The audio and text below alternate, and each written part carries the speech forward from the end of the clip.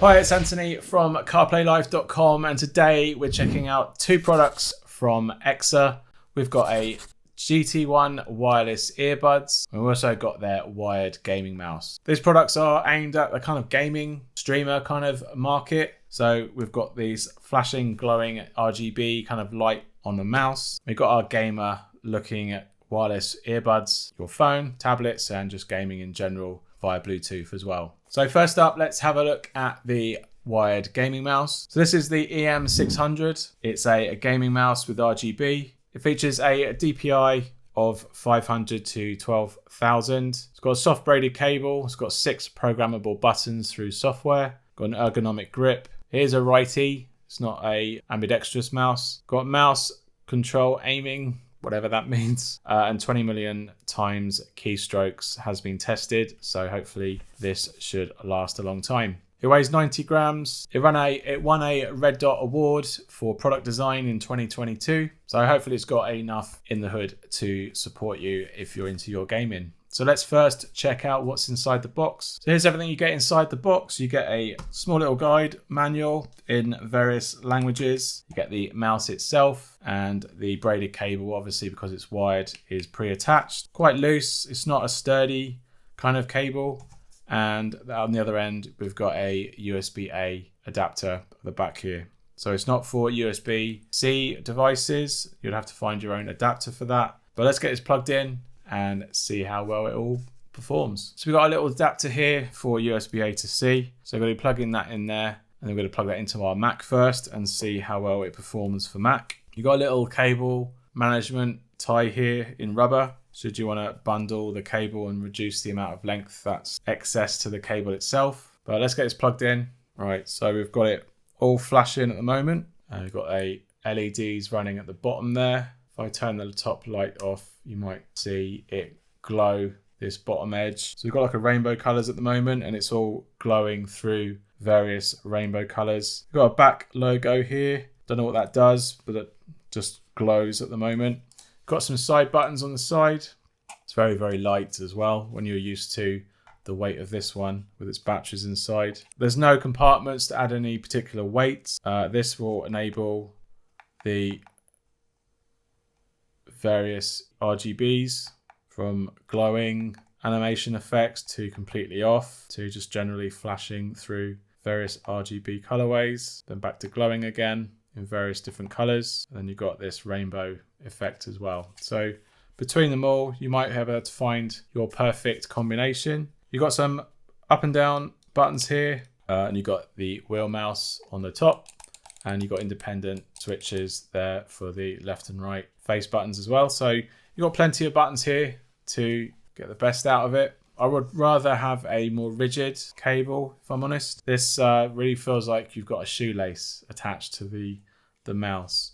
That's got some benefit to it because it makes it feel a little bit lighter. You don't feel that you've got the pull of a more rubberized cable. But personally, it just feels a little bit cheap, and because it's fabric, this might get a little bit grotty over time. So bear that in mind. We'll just have a look at the manual, see what's inside.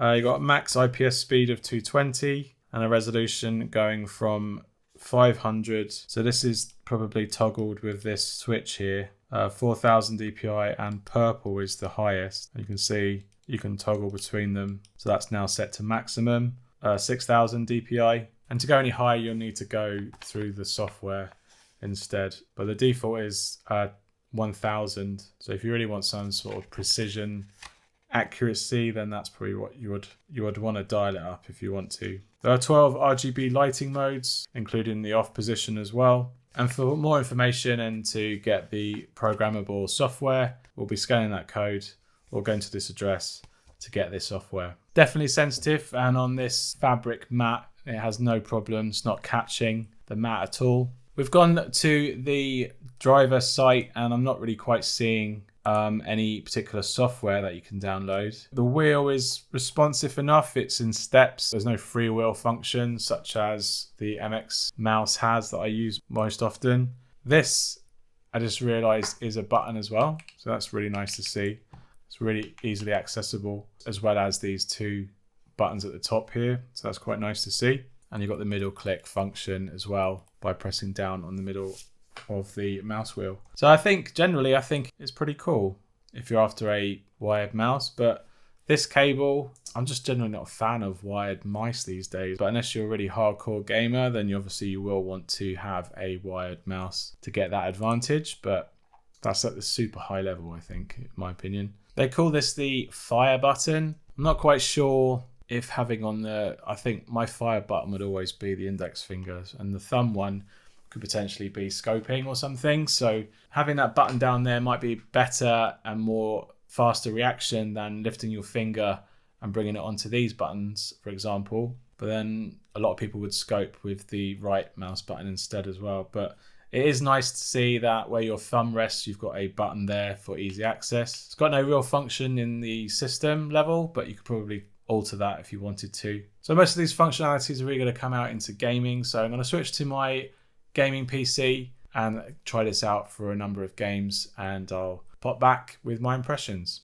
A few moments later. Right, so we're back after a number of hours playing a couple of games, mostly Far Cry, with this EM600 mouse from EKSA. Overall, I think it's a very good mouse. It's nice and lightweight. It's very responsive thanks to its DPI settings. I like that you can actually switch between them and you get kind of color coded feedback on exactly what DPI you're currently having it set at.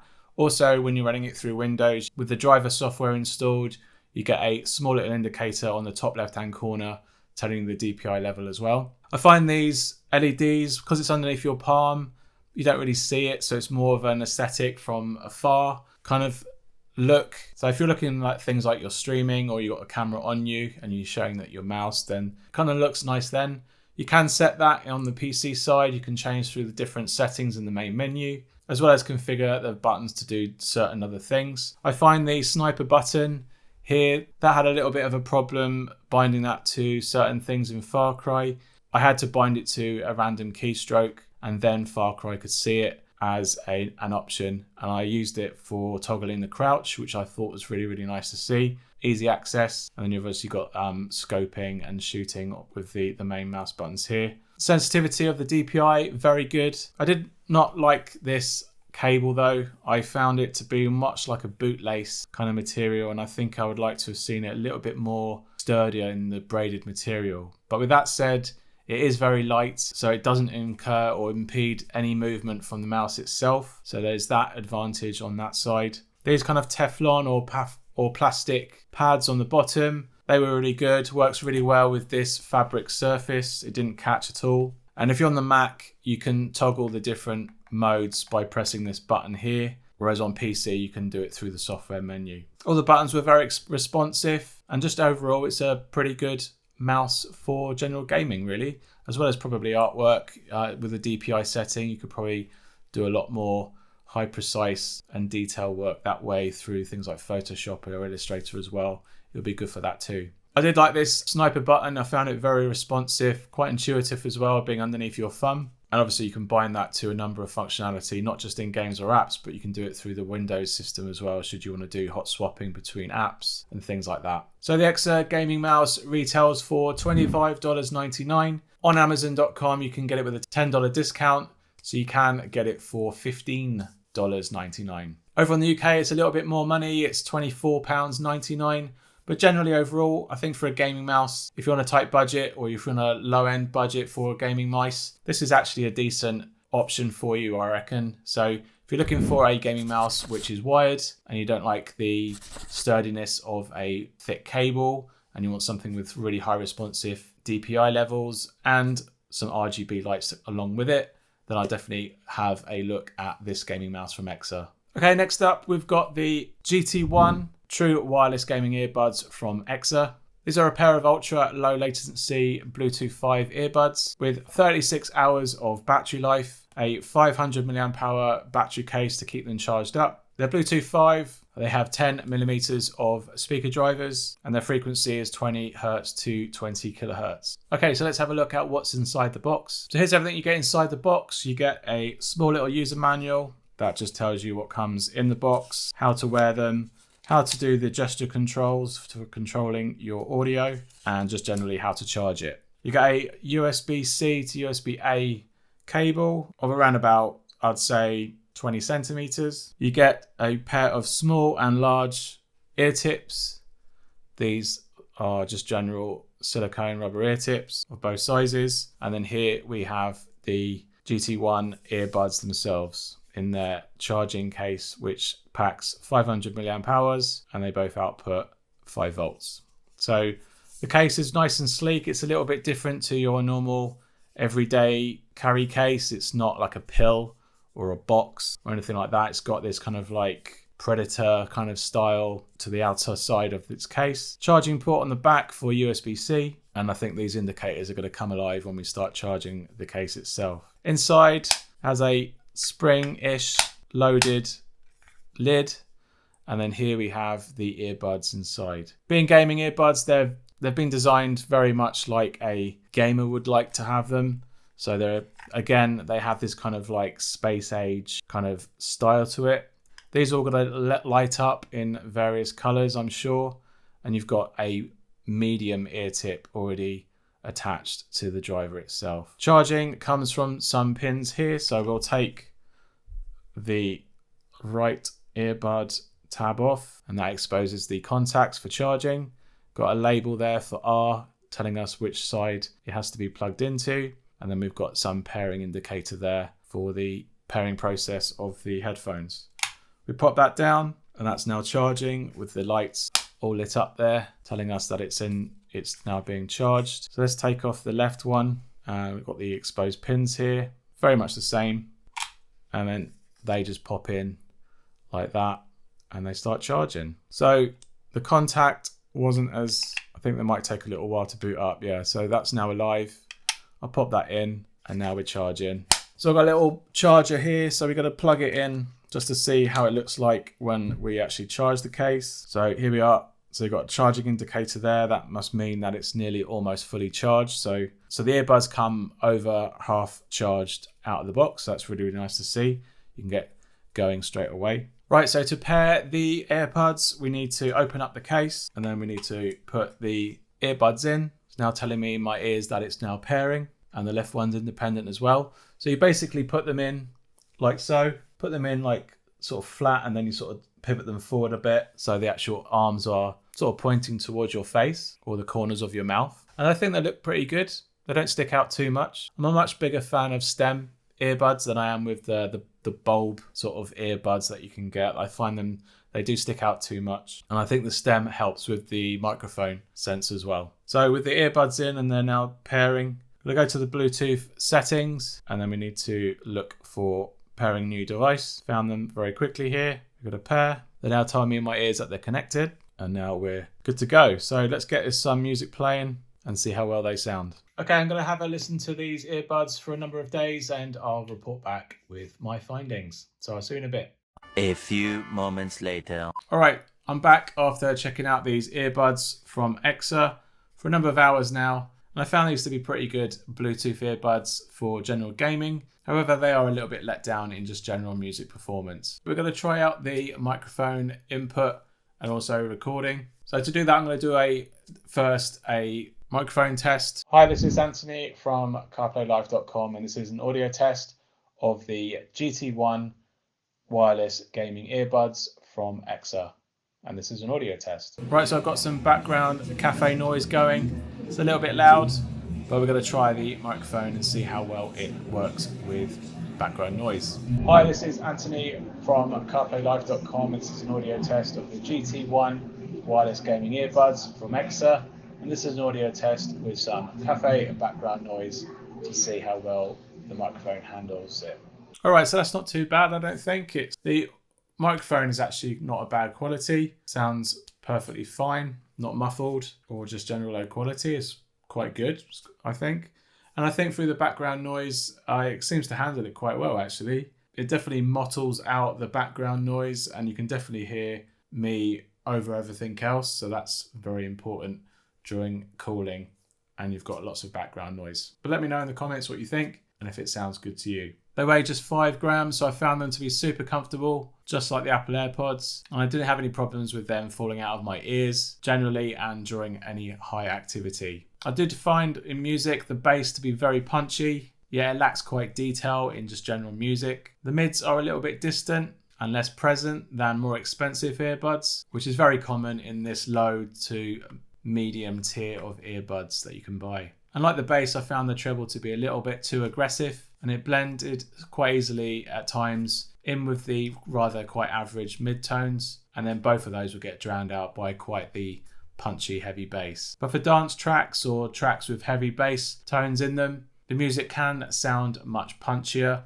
and fuller than the Apple's AirPods. But for any audiophiles out there, these do lack finesse and detail in the music department. Switching between game mode by holding down the sensitive buttons for a while didn't really make much difference in terms of music. However, in games such as Far Cry 6 that I'm currently playing on PC, these did sound very, very good. And generally they will do with any type of genre of gaming that involves a lot more bass, such as explosions and gunfire. And I found playing over my PC over Bluetooth 5 that I didn't notice any severe audio lag with what I was seeing on screen to what I was actually hearing through these earbuds. I found the battery life to be pretty decent, both through the earbuds themselves alongside the charging case. Playback lasted well over the number of hours that I wanted to use them for, and on checking the battery remaining, I still had loads left to play with, let alone the ability of the case being able to charge them up all over again for another session. I did find the case to be just a little bit plasticky in just the general materials that they've used, but it does make it lightweight, and it does do a good job of keeping everything together. It's got a decent size. The earbuds themselves don't fall out of the case, and you can drop it a number of times and none of the earbuds explode or fall out of the case. And the clear indications on the front do keep you informed as to how much battery is left inside the case itself, but sadly they don't tell you how much of the earbuds have been charged themselves. So you have to go to the Bluetooth settings on the device that you're using to find out how much battery remaining is on the actual earbuds themselves. Without any ear detection on the earbuds, I found the touch input gestures to be slightly sensitive. So when it comes to taking them out of the case or holding them in your hands, as well as manipulating the earbud on your ears, I did find that you did sometimes get some false detections, and you would sometimes accidentally start or stop any music that you have currently loaded on your device where you might not want to do that in the first place. But for $34.99, they are a decent set of gaming earbuds, specifically for gaming, less as much for music. They're great in terms of latency, as long as you have a Bluetooth 5.0 or higher to work with these Bluetooth 5 earbuds to get the best speed out of them and without any lag. As I said earlier, they do sound great in punchier games, but unfortunately if you wanted to pick these up for music, for example, I think you could probably do a little bit better elsewhere. Alright, thanks for watching my review on these two products from EKSA. You can check out all my links down below to learn more about each of these products and to buy them. You can check out all my other tech reviews up in this top playlist up here. Hit that subscribe button to catch all my future content, and I'll see you in the next one. Cheers. Bye.